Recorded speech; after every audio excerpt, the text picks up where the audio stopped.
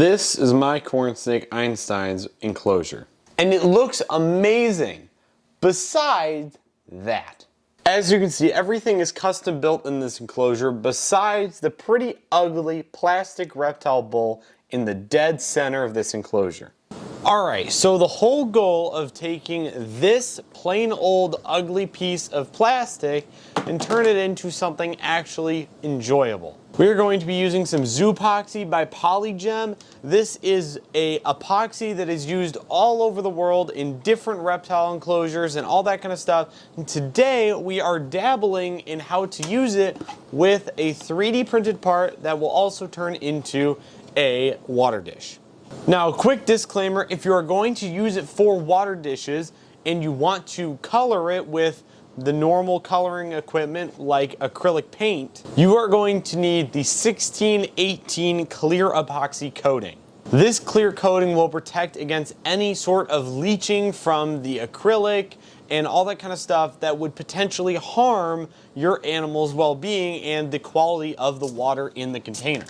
But if you're just using this for a background, just these 3 containers will suffice. Now, before you start, you are going to need a couple things. One of them being your 2-part epoxy, your part A and your part B, and you're also going to need your thickening agent. This is a powder that allows you to use it without it constantly sticking to you like normal epoxy would. And to mix all 3 of these parts together, you are going to want some sort of container. I'm just using a cut up cardboard box and use some sort of liner like a plastic bag. Now, the reason why I'm using this plastic bag is because any sort of thickening agent that I don't end up using, I want to put back in here so I don't waste it. So this allows for easy and quick cleanup, and at the end of the day, I can throw this whole thing out if I want to. You're also going to want copious amounts of stir sticks. When you're mixing, you're going to want to use 2 for each part of epoxy. Because once these go into one part of the epoxy, you do not want to add it to the different part for cross-contamination and potential breakdown of the one part and not being able to use it and spending and wasting a lot of money. You're also going to want some sort of work surface. From what I've heard, using tin foil and a little bit of water to help it from sticking to the tin foil works really well. And then obviously if you're using an enclosure, you have the enclosure as your model, but for this we're just having a pretty simple 3D print, or if you really want to, you can use the original bowl your animal is feeding from. So with that being said, I'm gonna mix up some Zoopoxy and we can get sculpting. The way you're going to mix these 3 parts together is basically by making some sort of dough, like pizza dough. You're going to take the thickening agent that would be what the flour is when spreading dough out, and you're going to add your part A and your part B mixture together.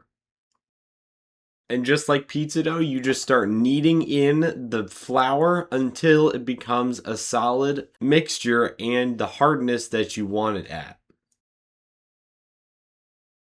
You'll see in this project that I use a lot of water, especially on my hands, to make sure it doesn't stick to me. Because even though I mix this with the hardening agent and the thickening agent, it still will keep it tacky, so it will stick to your hands and it will stick to any surface that doesn't have water. That's why I recommend some sort of tin foil, and like I'm doing here, spraying it down with a lot of water to keep it malleable and keep it from sticking to you. Now, having worked with this medium, I think it is a very, very good way to build enclosures and build things for reptile enclosures. I will say I think it will work better in a full enclosure design where I'm able to build off of something and not needing to manipulate it like I do with this water dish and having to get stark angles and stuff like that and not being able to move it without messing up the texture of other parts of this water dish. Alright, welcome back to a mediocre painter paints things with acrylics. We have our epoxy here. It is fully set. It looks pretty good. I made a place for a little rock stack for any isopods that decide to climb in and get stuck because I've had that problem with my blue tongue skink with her isopods and her enclosure. So we're gonna fix that in this enclosure slash water dish. With that being said, let's start painting.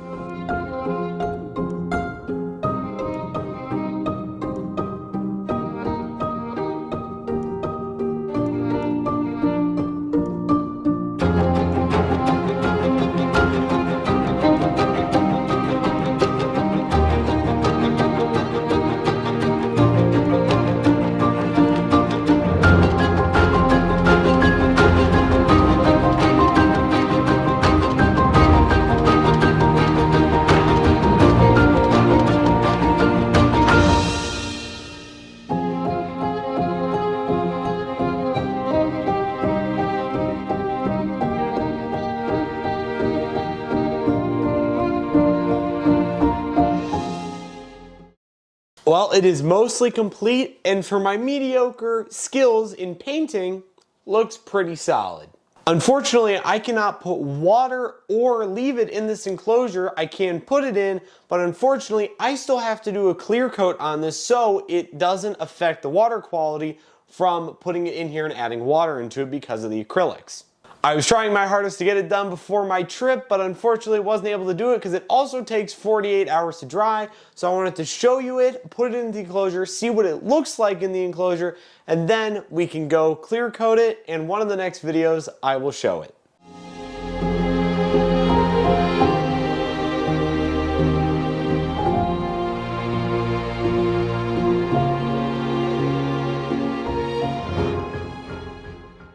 Well, there it is. It is partially installed. When I fully install this, I will bury it so most of the side is not showing, so it will more look like a pond feature instead of just a normal water dish sitting around. With that being said, if you want to see some awesome enclosures like the one in this entire enclosure, not just the water dish, subscribe.